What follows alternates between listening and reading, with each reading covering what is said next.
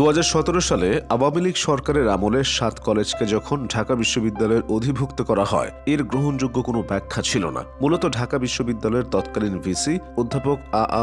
আরেফিন সিদ্দিক এবং জাতীয় বিশ্ববিদ্যালয়ের সে সময়কার উপাচার্য অধ্যাপক হারুনুর রশিদের মধ্যকার ব্যক্তিগত দ্বন্দ্বের জেরেই 7 কলেজকে ঢাকা বিশ্ববিদ্যালয়ের অধীনে নেওয়া হয়। এই দুই অধ্যাপকের মধ্যে দ্বন্দ্ব ছিল এরও অনেক আগে থেকেই। ঢাকা বিশ্ববিদ্যালয়ের সহ উপাচার্য থাকাকালে অধ্যাপক হারুনের ছেলেকে জিন প্রকৌশল বিভাগে শিক্ষক হিসেবে নিয়োগ না দেওয়া, সিন্ডিকেট নির্বাচনে নীল দলের হেরে যাওয়া সহ বিভিন্ন বিষয়ে মতানৈক্য ও দ্বন্দ্বের জেরে 2012 সালের 5 জুন তিনি ঢাবির প্রো ভিসি পদ থেকে পদত্যাগ করেন অধ্যাপক হারুনুর রশিদ।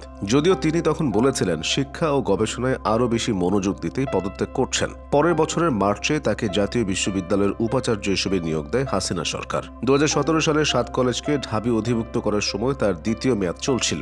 ঢাকা বিশ্ববিদ্যালয়ের উপাচার্য হিসেবে অধ্যাপক আরেফিন সিদ্দিকেরও দ্বিতীয় মেয়াদ চলছিল তখন।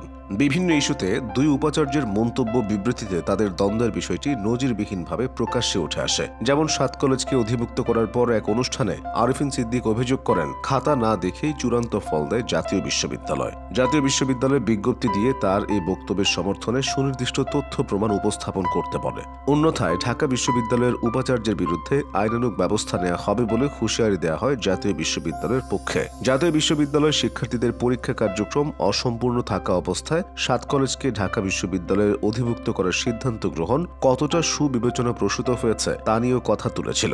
আ.আ. আরেফিন সিদ্দিক সে সময় যুক্তি দেখান, প্রধানমন্ত্রীর নির্দেশনা ও মন্ত্রণালয়ের প্রজ্ঞাপন জারির পর কলেজগুলোর অধ্যক্ষদের সঙ্গে বৈঠকের পর এই সিদ্ধান্ত নেওয়া হয়েছে। নতুন কলেজগুলো ঢাকা বিশ্ববিদ্যালয়ের অন্যান্য অধিভুক্ত কলেজগুলোর মতোই পরিচালিত হবে। 7 কলেজকে ঢাবির অধিভুক্ত করার ফলে মিশ্র প্রতিক্রিয়ার সৃষ্টি হয়। কলেজগুলোর শিক্ষার্থীরা প্রথমে উচ্ছ্বাস প্রকাশ করেন ঢাকা বিশ্ববিদ্যালয়ের সিলেবাস ও সার্টিফিকেট পাবেন বলে, কিন্তু অল্প দিনেই ফিকে হতে শুরু করে তাদের সেই আশা। অধিগ্রহণের পরই ঢাকা বিশ্ববিদ্যালয় ও জাতীয় বিশ্ববিদ্যালয়ের শীর্ষস্থানীয় নেতৃত্বের দ্বন্দ্বে আটকে রাখা হয় তাদের পরীক্ষা ও ফল প্রকাশ। দ্বন্দ্বের জের ধরে প্রায় 2 লাখ শিক্ষার্থী তাদের সঙ্গে জাতীয় বিশ্ববিদ্যালয়ের শিক্ষার্থীদের তুলনায় পিছিয়ে পড়ে। সে সমস্যা পরে কাটলেও এখনও অনেক দেরি হয় পরীক্ষা নিতে, এর চেয়েও বেশি দেরি হয় পরীক্ষার ফলাফল পেতে।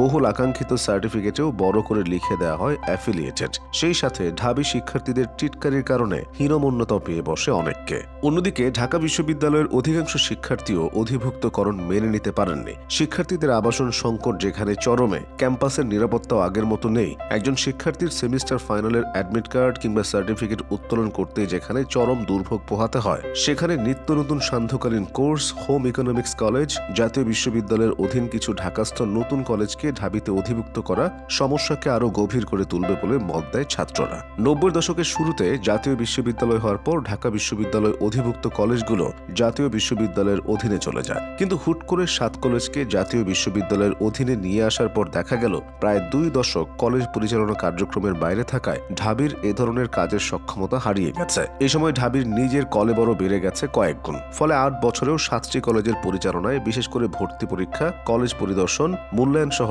বিভিন্ন গুরুত্বপূর্ণ কাজের বিষয়ে সক্ষমতার পরিচয় দিতে পারেনি ঢাবি। লোকবলের ঘাটতি ছাড়াও দায়িত্ব নিয়েও ঢাবি এসব কলেজগুলোর দিকে যথাযথ মনোযোগ দেয়নি। এমনকি এই 8 বছরে ঢাকা বিশ্ববিদ্যালয়ের প্রশাসনিক ভবনে অধিভুক্ত কলেজগুলোর জন্য আলাদা কোনো সেল বা ডেস্ক খুলতে পারেনি কর্তৃপক্ষ। আর ঢাবির এই লোকবল ও সক্ষমতা না থাকায় 7 কলেজের শিক্ষার্থীরা অন্য কলেজগুলোর চেয়ে পিছিয়ে পড়ে, জন্ম নিতে থাকে ক্ষোভ।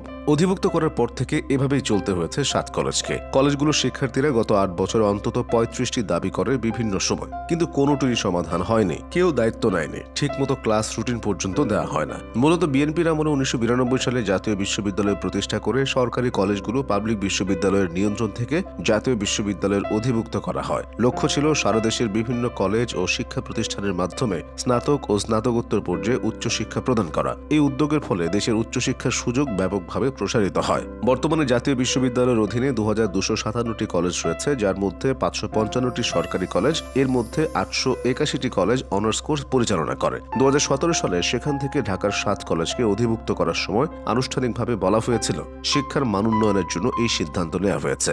যুক্তি হিসেবে বলা হয় 2014 সালের শেষ দিকে শিক্ষা মন্ত্রণালয় পরিদর্শনে গিয়ে জাতীয় বিশ্ববিদ্যালয়ের অধিভুক্ত 279টি সরকারি কলেজকে বিভাগীয় পর্যায়ের পুরনো পাবলিক বিশ্ববিদ্যালয়ের অধিভুক্ত করার নির্দেশনা দিয়েছেন প্রধানমন্ত্রী। পরের বছর 5 অগস্ট বিশ্ববিদ্যালয় মঞ্জুরি কমিশনের সঙ্গে এক বৈঠকে সরকারি কলেজকে পাবলিক বিশ্ববিদ্যালয়ে আনার প্রক্রিয়া ত্বরান্বিত করতে তাগিদ দেন শেখ হাসিনা। তবে বেসরকারি কলেজগুলো জাতীয় বিশ্ববিদ্যালয়ের অধীনে থাকবে বলে সে সময় জানিয়েছিলেন প্রধানমন্ত্রীর প্রেস সচিব। জাতীয় বিশ্ববিদ্যালয় কর্তৃপক্ষ সেশন জট কমাতে ক্র্যাশ প্রোগ্রাম ঘোষণা করে, কিন্তু এই ক্র্যাশ প্রোগ্রামের মাধ্যমে দ্রুত পরীক্ষা হলেও ঠিকমতো ক্লাস না হওয়ার অভিযোগ থেকে যায়। ক্র্যাশ প্রোগ্রাম সহ বিভিন্ন কারণে সরকারি কলেজগুলোকে বিভিন্ন বিশ্ববিদ্যালয়ের অধীনে নেয়ার কাজের গতি কমে যায়। এর মধ্যে 2016 সালের জুলাইয়ে প্রধানমন্ত্রীর কার্যালয় পুনরায় এ বিষয়ে তাগিদ দেয়।